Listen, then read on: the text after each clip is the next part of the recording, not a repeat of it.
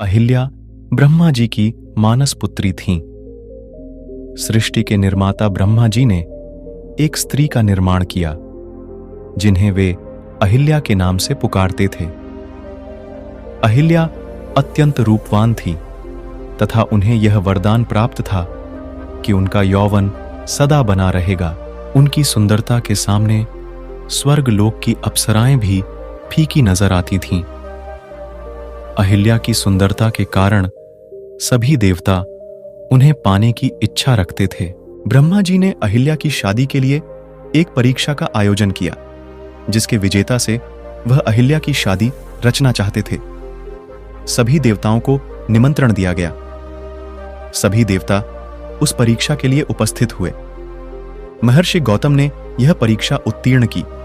इसी कारण अहिल्या का विवाह विधिपूर्वक महर्षि गौतम के साथ हुआ। इंद्रदेव अहिल्या की सुंदरता पर अत्यधिक मोहित हुए। एक दिन इच्छा के वशीभूत इंद्रदेव पृथ्वी लोक में अहिल्या से मिलने चले आए। महर्षि गौतम के रहते इंद्रदेव कोई दुस्साहस न कर सके।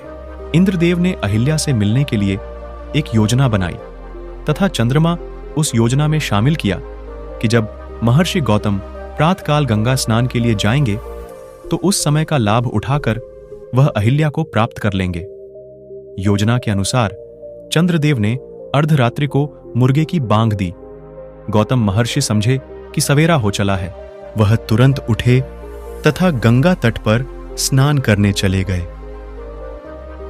महर्षि गौतम के जाते ही इंद्रदेव ने गौतम महर्षि का रूप धारण कर घर में प्रवेश किया तथा पहरेदारी के लिए चंद्रमा को घर के बाहर बैठा दिया। महर्षि गौतम जब गंगा तट पर पहुंचे तो उन्हें अलग ही आभास हुआ तथा उनके मन में संदेह भी उत्पन्न हुआ। तब गंगा मैया ने प्रकट होकर महर्षि को बतलाया कि यह सब इंद्रदेव का बुना जाल है। अहिल्या की सुंदरता से मोहित होकर कुकृत्य की भावना से इंद्र पृथ्वीलोक पर आए हैं। यह सुनकर क्रोधित महर्षि गौतम तेजी से अपनी कुटिया की तरफ आए। जब उन्होंने कुटिया के बाहर चंद्रमा को बैठे देखा तो गुस्से में महर्षि गौतम ने चंद्रमा को श्राप दे दिया कि राहु की कुदृष्टि तुम पर सदा बनी रहेगी। इसी श्राप के कारण चंद्रमा को ग्रहण लगता है। गुस्से से लाल पीले महर्षि गौतम ने अपने कमंडल से चंद्रमा पर प्रहार किया। इसी कारण चंद्रमा में दाग है। इंद्रदेव को महर्षि गौतम के आने का आभास होते ही वह वहां से भागने लगे। महर्षि गौतम ने इंद्र को श्राप दिया तथा पृथ्वीलोक में पूजा न होने की बात कही। वहां से भागते समय इंद्रदेव अपने असली रूप में आ गए। अहिल्या की कोई गलती नहीं थी। उनके साथ तो इंद्रदेव ने छल किया था, परंतु क्रोध के आवेश में महर्षि गौतम ने अहिल्या को अनंत काल तक शिला का रूप धारण करने का श्राप दे दिया। परंतु जब महर्षि गौतम का गुस्सा शांत हुआ तब उन्हें आभास हुआ कि इस सारे प्रकरण में अहिल्या की तो कोई गलती नहीं थी।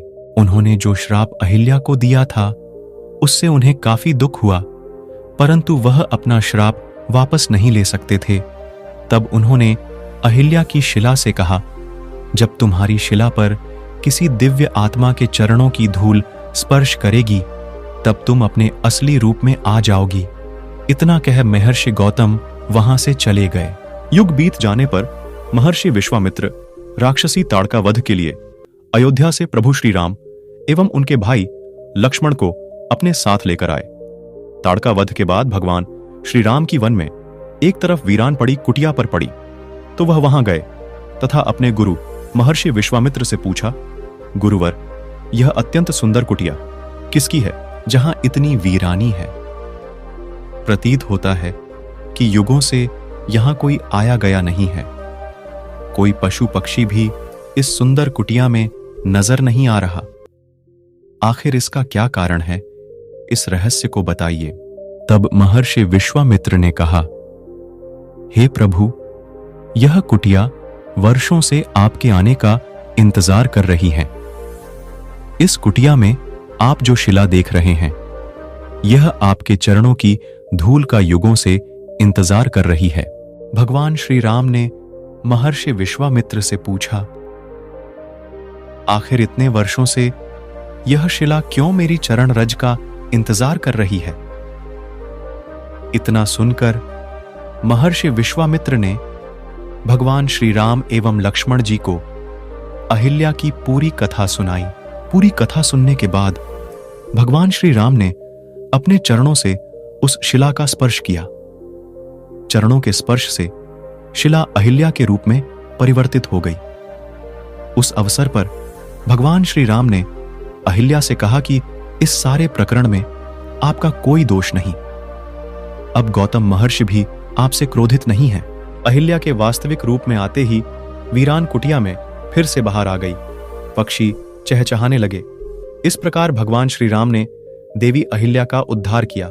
सभी योगी जन इसी राम नाम का जाप करते हुए परम सत्य को पाने के लिए प्रयासरत रहते हैं। राम नाम रहस्यपूर्ण व गूढ़ होने पर भी मधुर, मनमोहक व कल्याणकारी है।